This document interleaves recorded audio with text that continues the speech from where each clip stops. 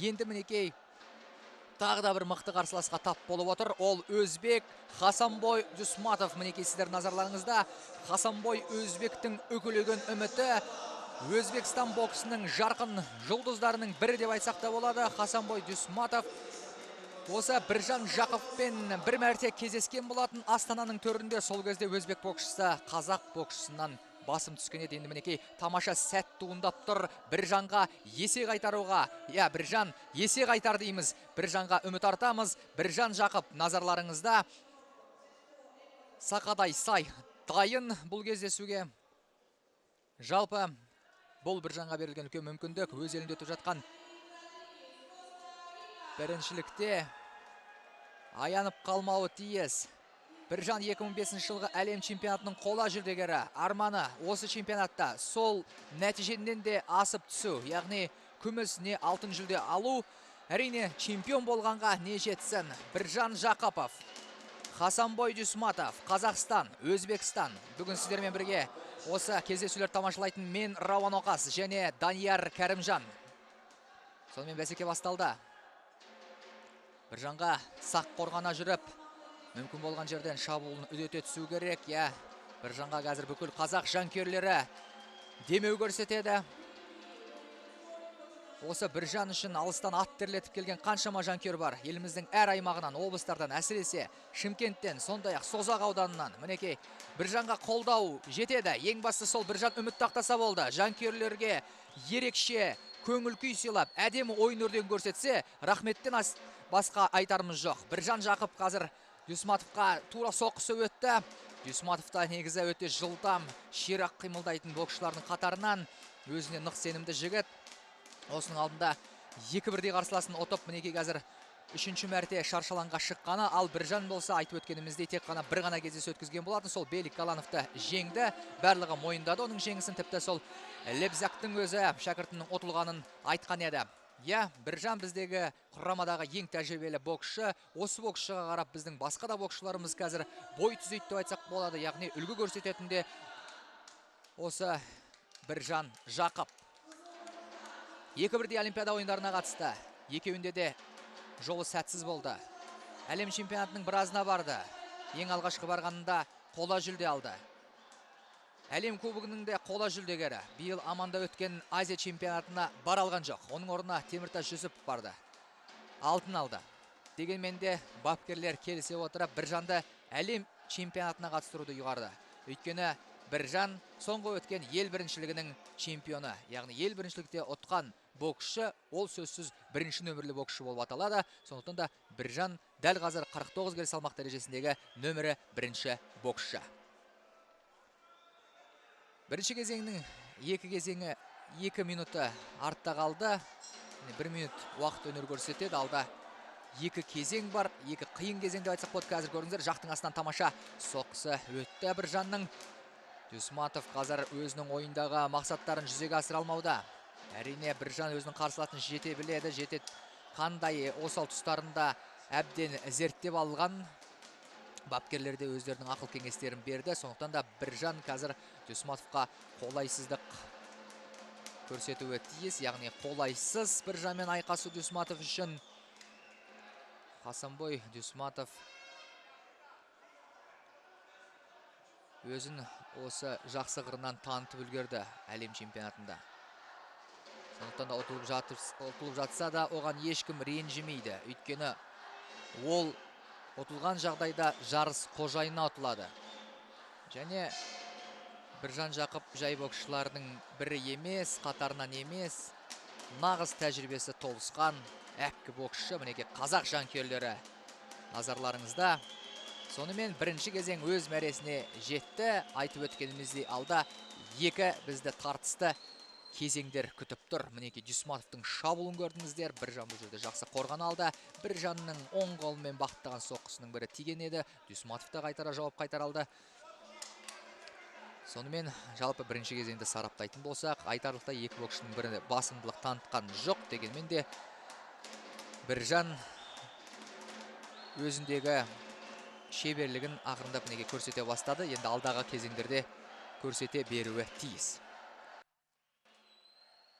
Так, первый раунд поединка между Біржаном Жақыповым и Хасанбоем Дузматовым из Узбекистана. Соперники встречались между собой в этом году на матче 4 в Астане. И тогда, к сожалению, узбекский боксер одержал победу. Ну вот хорошая встреча, возможность для взятия реванша у Біржана, боксера, который вступает в свой 3-й олимпийский цикл. Какой мощный размен ударами сейчас пошел. Дузматов парень бьющий, несмотря на то, что выступает в самом легком весе. Весит до 49 килограммов, нам показывает тренерский штаб сборной Казахстана. Мырзағали Айтжанов и Александр Стрельников очень активно поддерживают своего подопечного, подсказывают. Тяжелая, конечно же, схватка сегодня у нашего боксера.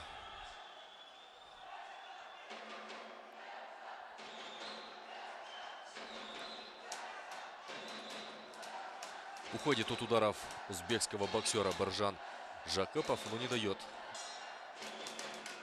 попасть в себя, не дает возможности для нанесения точного удара сопернику. Ну и вот так с дистанции Біржан работает. Передней правой активно подключает левый прямой удары.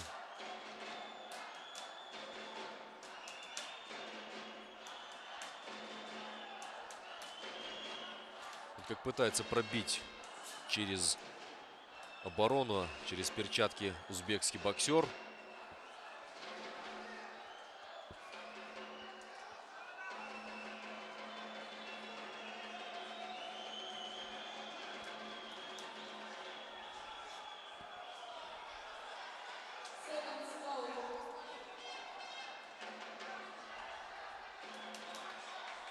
Снова работа с дистанции. А с дистанции получается неплохо у Біржана Жақыпова работать. Ну, конечно же, ни в коем случае нельзя допускать, чтобы Хасанбой Дузматов прорывался в ближний бой. Очень сильно этот парень работает как в голову, так и в корпус. И посмотрите, работа по корпусу, сразу же перевод в голову узбекского боксера.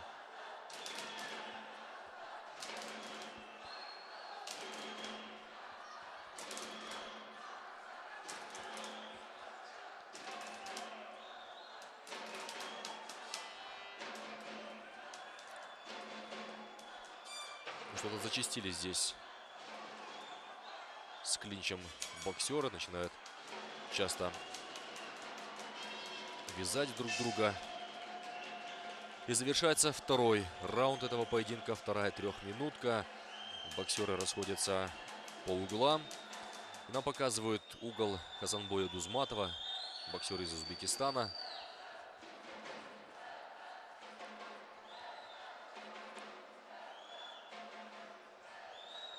Перекрывается здесь Біржан Жақыпов очень уверенно.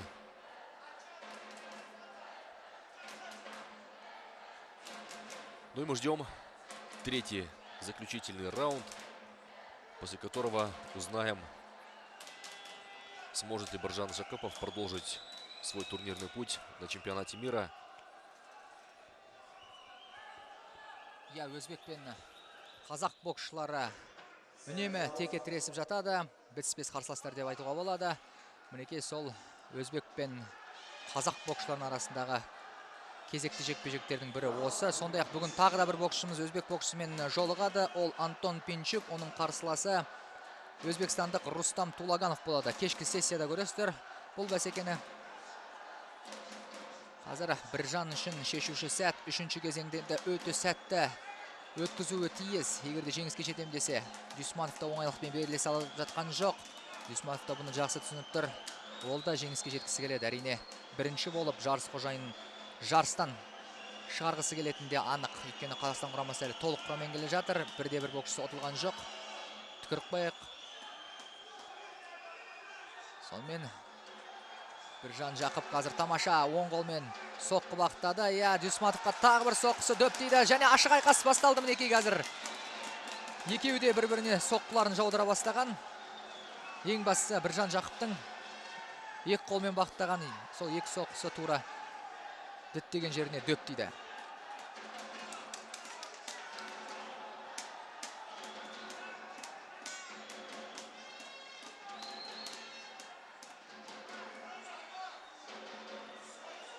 Қазір Біржан Жақып өзі жіберіп алды соққы. Қиын текетірес өтуде.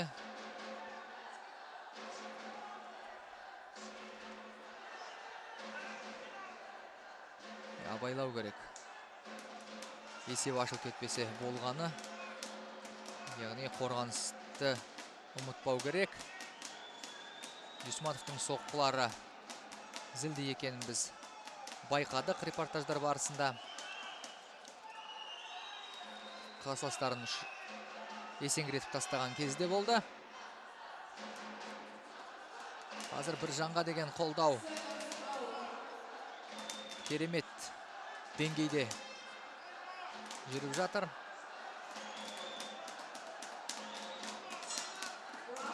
Және бұл жерде енді құшақтасудың қажеті жоқ. Қос боксшыға да жұдырықтасу керек.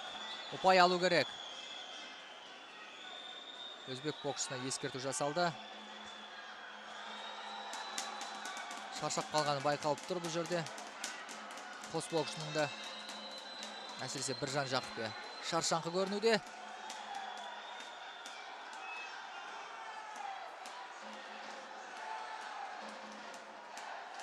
Сонымен үнемі сәтсіздікке ұшырап жататын Біржан Жақып бұл жолы сәтті болады деген ойымыз әлі де бар. Біржан, саған қазір бүкіл ел сеніп отыр. Соңғы секундтар дәл осылай саябырсып өнер көрсетудің қажеті жоқ еді.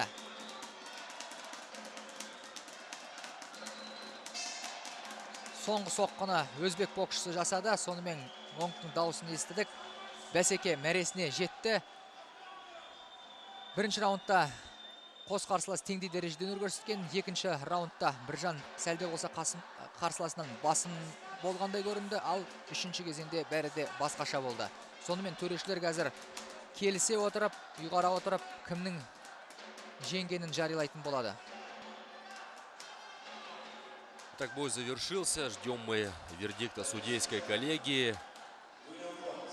Очень тяжелый, волнительный момент, конечно же. Когда Біржан Жақыпов одерживает победу, очень тяжелая победа. Соперник сегодня у Біржана не из легких. Надо отдать должное, конечно же, узбекскому боксеру, который прилагал все силы для того, чтобы пройти следующий круг. Но Біржан Жақыпов сегодня в поединке был, конечно же, лучше и достоин права продолжения борьбы за медали чемпионата мира здесь, который проходит на родине нашей стране, Казахстане, с чем мы Біржана и поздравляем.